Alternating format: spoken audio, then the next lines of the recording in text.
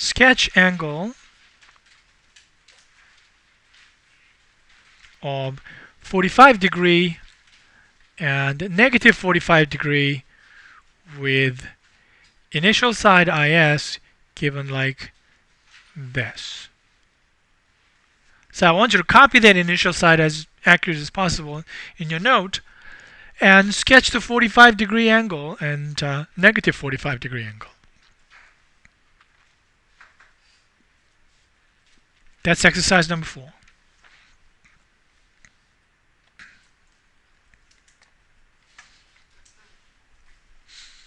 Alright, was that okay? 45 is exactly half of 90°, so let's go right in the middle of this initial side and where the 90° is. That will be positive 45° there. Negative 45° is doing the clockwise rotation. That's negative 45° there. Is that good? Yes.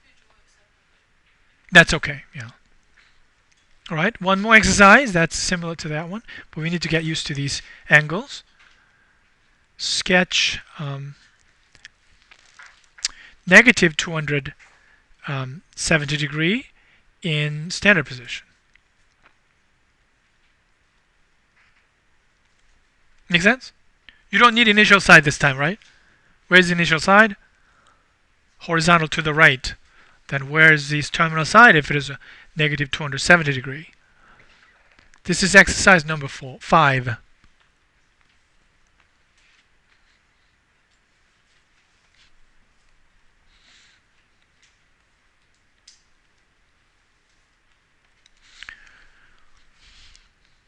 So the key part is that 270 is 3 times 90, right? So you repeat, block of 90 repeated 3 times, you arrive at 270. It's a negative, means it's clockwise. You start from here, going clockwise 90°, second 90°, and third 90°, you arrive at here, right? So negative 270° is located there.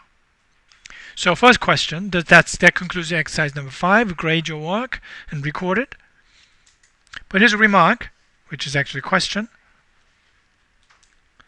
Is 270° and negative 270° coterminal to each other? Answer is no, right? 270 is down here. Negative 270, we just sketch it up there, right? Okay, so 270° is coterminal to, for example, what angle? 90°. Right there. That's negative 270°. Actually, no, negative 270 degrees. So answer is negative 90° is the correct answer, I think. 270 is down here. That's a negative 270, right? So 90 is the correct answer. Incorrect answer. What is the correct answer then? A negative 90°. That's a correct statement. Where's negative 90°? Here's the 0. There's the negative 90° right there, right? So if you go positive 270° and arrive down there. So these two things are coterminal to each other, but not the same angle. All right? Any question?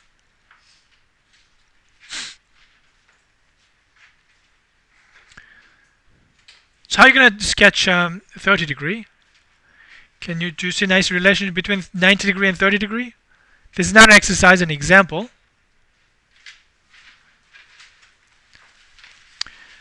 So 30° versus 90°. Isn't that 3 times, right? 30°. So you divide the 90° in 3 pieces. That will be 30°, correct? So let's sketch it here. It's not an exercise. I'm doing it here with you.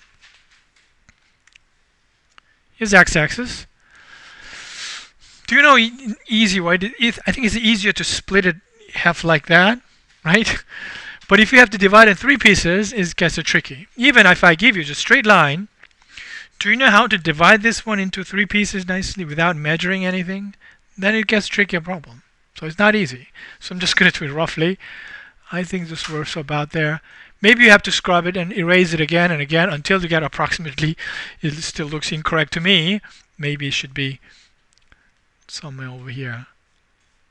So if you circle around the origin, you get to the first dotted line, and same amount of time, because this second dotted line, and you reach the 90°. All equally, time spaced, then that you believe that, oh, that's probably 30 degree. But here is a 30 degree. That's your 30 degree, correct? So roughly know where it is. What about the other guy? That's a 60 degree. So over here to there, that will be positive 60 degree. Do you think you can locate negative 30 degree? Negative 60 degrees? At this point, that's what you need to remember. 0, 90 degrees, 180 degree. Where's 180 degree? Standard position. Opposite side there, right? And 270 degree, downwards. Where's 360 degree? Initial side itself.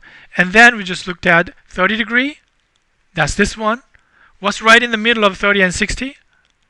We looked at 45. And 60 degrees is just there. These are kind of standard angles instructors might expect you to remember. Right? This is what that is.